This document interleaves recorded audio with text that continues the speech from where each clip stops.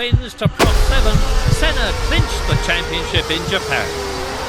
Ayrton Senna crosses the line and you can see his exultation. He knows he is the world champion.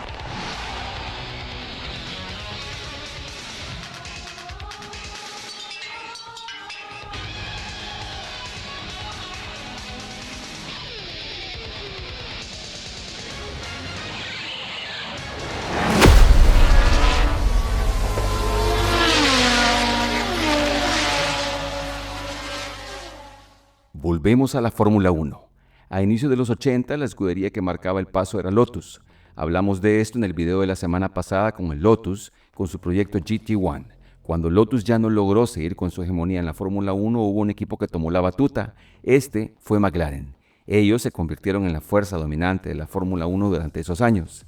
Este equipo consiguió triunfos y victorias. De hecho, venían con campeonatos desde el 74 y el 76. Luego el equipo tuvo una época de sequía. El equipo ya no era el rival más fuerte, hasta que llegó un hombre muy importante en la historia de McLaren. Este fue el nuevo director técnico, Ron Dennis. Él se encargó de rodearse de un equipo de genios y gurús de la ingeniería y el automovilismo. Ellos desarrollaron el chasis MP4, el arma para recobrar las victorias del campeonato en la Fórmula 1. El motor era un motor exclusivo, era el TAG Porsche. En ese momento la novedad era el uso de materiales especiales y ligeros como la fibra de carbono en vez del aluminio. El MP44, que es nuestro protagonista ya para la temporada 88, heredaba toda esa experiencia acumulada. Para este periodo de transición, el motor era un V6, 1.5 litros, como dijimos el TAG Porsche, y la fuerza dominante de los campeonatos mundiales del 84, 85 y 86, con Alain Prost y Niki Lauda al volante. Ya en su última etapa, estos motores comenzaron a dar problemas de confiabilidad, pero lo cierto es que la combinación de chasis, motor, las manos mágicas de estos pilotos y la visión de Ron Dennis significaron uno de los momentos más dominantes que se habían visto en un equipo de Fórmula 1. De hecho, Ron Dennis es muchas veces nombrado como quien elevó la batuta de los equipos de Fórmula 1 a nuevos niveles. Tecnología de punta, departamentos de ingeniería completos, toda una empresa detrás de los coches de Fórmula 1. Por cierto, los monoplazas de Fórmula 1 de McLaren se llamaron MP4 entre 1981 y 2016. Esto fue debido a la fusión de la escudería Project 4 Racing, el exitoso equipo de carreras inferiores dirigido precisamente por Ron Dennis. Originalmente el acrónimo significaba Marlboro Project 4, Marlboro Project 4, por ser su patrocinador principal. De ahí viene el concepto MP4. Ya para 1986, una figura emergente ya estaba convirtiéndose en una fuerza extraordinaria, un piloto llamado Ayrton Senna. Luego de correr brevemente en el equipo Toleman y demostrar su valía, firmó con Lotus. Ahí ganó carreras y dio al equipo sus últimos días de gloria en la Fórmula 1 de aquellos años. Durante la celebración del Gran Premio de Italia en 1987, el equipo McLaren revelaría sus nuevos planes del equipo. Habían añadido a Ayrton Senna para la temporada 88. Senna llevó con él, aparte de su talento, la lealtad y la mística de trabajo que había conseguido con los ingenieros de los motores Honda en Lotus. Senna tenía una relación con Honda sumamente especial. Ningún piloto se interesaba tanto por el trabajo de los ingenieros como él, y esto se traducía a la pista. Al llegar a McLaren, Senna formó el quinteto de protagonistas que era el paquete imbatible. Ron Dennis, que dirigía la orquesta, McLaren con su MP4, el modelo aplicable para este año, ya la numeración del 88, el motor Honda, Alain Prost. El brasileño llegó con hambre de triunfo. Prost no estaba dispuesto a aceptar que alguien iba a quitarle el liderazgo del equipo. El fabricante de motores Honda entendió que la Fórmula 1 podía ser mucho más que una competencia, podía convertirse en el escenario perfecto para demostrar su capacidad tecnológica. A finales de los 80s, aún lejos del volumen de gigantes como Nissan y Toyota, la marca japonesa apostó fuerte por la máxima categoría, invirtiendo millones y llevando la construcción de motores a un nivel casi científico. Con Osamu Goto al frente de un equipo técnico obsesionado por los datos, Honda encontró en McLaren un socio con la misma ambición: profesionalizar, innovar y dominar.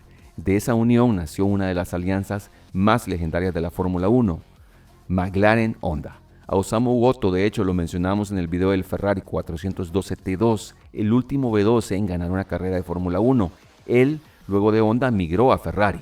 y en algún momento pasó a Sauber. Les dejo el video abajo. Vamos a meternos un poco en la parte técnica, también aclarar algunas cosas. Ese año, aparte del McLaren, el fabricante Honda estaba suministrando motores a Lotus Fórmula 1. Ambos equipos estaban, sin embargo, teniendo resultados sumamente diferentes. McLaren tenía un coche sumamente potente y Lotus, con su modelo 100T, estaba ya en el ocaso de su carrera como equipo. La caja de velocidades de Lotus era una Lotus Hulan manual de 6 velocidades. McLaren, por su parte, había desarrollado una caja de 6 marchas con Weissman.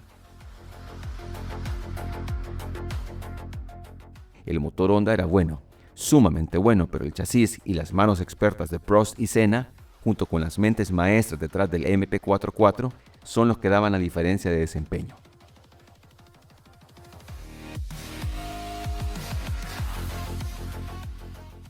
Con un peso de solo 540 kilos, gracias a su chasis de monocasco de fibra de carbono que ya mencionamos, este legendario monoplaza estaba equipado con el motor Honda RA168E de 1.5 litros V6, un biturbo como mencionamos hace un rato.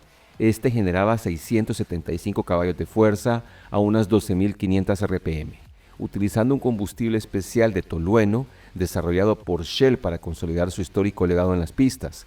Durante la era turbo de los años 80, el reglamento de la FIA solo exigía de forma nominal que el combustible tuviera un octanaje máximo de 110 RON, pero la composición química era prácticamente libre. Esto desató una auténtica guerra de combustibles. El reglamento del 88 limitaba la presión del turbo a 2.5 bares y el tanque de combustible a solo 150 litros para toda la carrera. El tolueno evitaba la detonación prematura. Volvamos ahora al inicio de la temporada 88. Para 1988, McLaren sabía que estaba corriendo contra el tiempo. Los motores turbo serían prohibidos en 1989, y mientras la mayoría de equipos miraba hacia los motores atmosféricos, es decir, sin turbos, Steve Nichols decidió ir en la dirección contraria, exprimir por última vez el potencial del V6 turbo de Honda. El motor turbo de 1.5 litros introducido en el 77 había alcanzado su punto máximo a finales de la década de los 80, produciendo una intimidante potencia de más de 1.400 caballos de fuerza. En 1986, la presión del turbo se llevaba al límite durante la clasificación, alcanzando más de 7 bares de presión, con tanta potencia que el motor explotaba luego de una sola vuelta de clasificación. El McLaren MP44, nuestro protagonista utilizado en la temporada 88 de Fórmula 1, es ampliamente considerado como el monoplaza más dominante en la historia del deporte. Estadísticamente hablando, el coche casi gana el Grand Slam, es decir, ganó 15 de las 16 carreras. Solamente se les escapó el Gran Premio de Italia. Tal dominio sugeriría una temporada aburrida y tediosa, pero nada más lejos de la realidad. Prost inició fuerte la temporada ganando 7 carreras en la primera parte de la temporada. Senna ganaría 8. La relación entre Prost y Senna nunca fue buena, y en esa temporada llegó a punto de quiebre. Esta rivalidad la vamos a ver en un video aparte. El punto es que esta disputa nos dio espectáculos en la pista sumamente fuertes, llegando a la cúspide en el Gran Premio de Japón de ese año.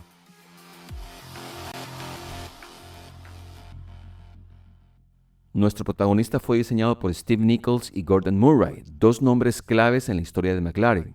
De hecho, Murray, a quien ya mencionamos en el video del McLaren F1 GTR, tuvo aquí una participación decisiva en uno de los autos más dominantes de todos los tiempos. Su llegada ocupó el espacio que antes había dejado John Barnard, el ingeniero que también había marcado una era en McLaren y que luego se había movido a Ferrari.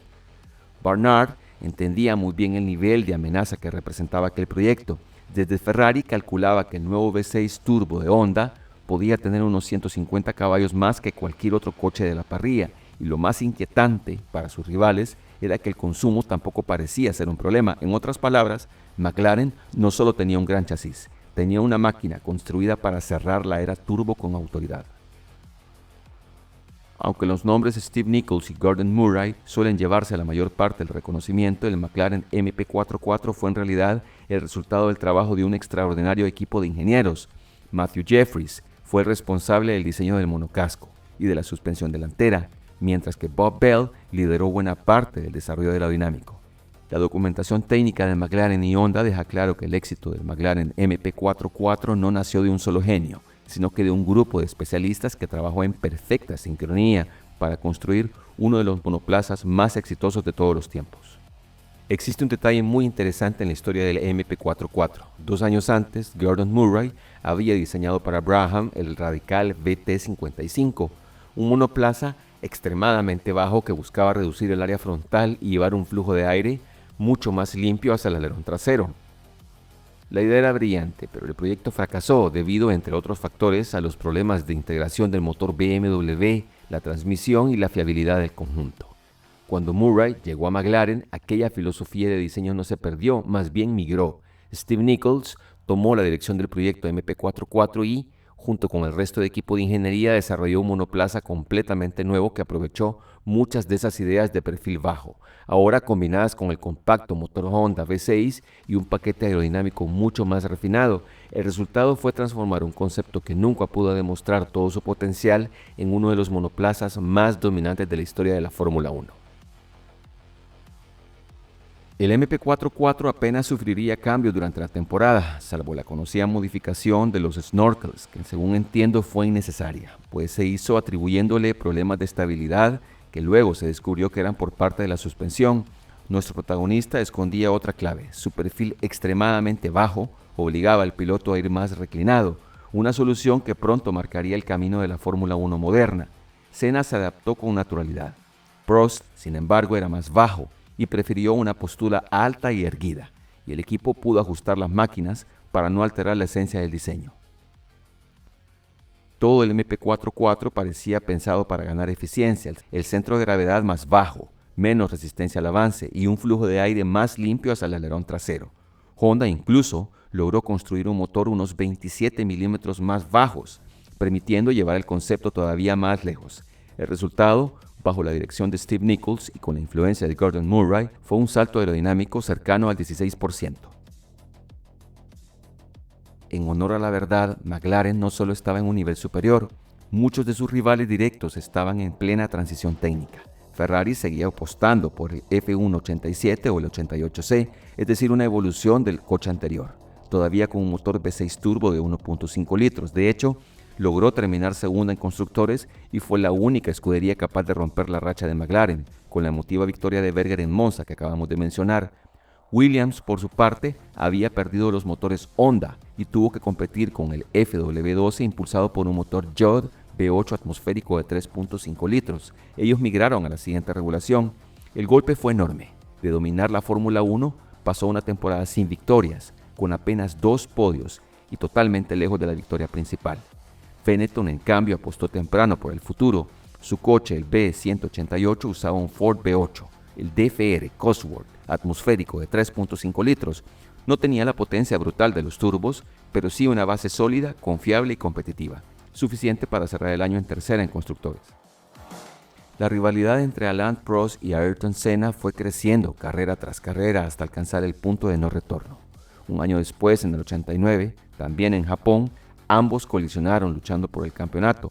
Senna consiguió continuar y cruzó primero la meta, pero fue descalificado por la FIA tras cortar una chicana, entregando el título mundial a Alain Prost. La historia todavía tendría un capítulo más. Prost fichó por Ferrari en 1990 y nuevamente ambos llegaron a Suzuka disputándose el campeonato, pero esta vez el contacto se produjo entre la primera curva y apenas iniciada la carrera. Los dos abandonaron y el título quedó en manos de Senna. Pero esa es otra historia. Hoy nuestro protagonista no es la rivalidad entre estas dos leyendas, es la máquina que hizo posible una de las temporadas más dominantes que haya conocido la Fórmula 1. La historia suele recordar a los pilotos y, con suerte, al diseñador principal, pero los grandes monoplazas nunca son una obra de una sola persona, son el resultado de decenas de ingenieros persiguiendo una misma obsesión: construir el coche perfecto. Con esto cerramos el capítulo de esta semana. Es nuestro segundo Fórmula 1 del canal. Vienen más. Nos vemos el siguiente capítulo del Deporte Motor, el otro domingo. Speed Lab 27. Cambio y fuera.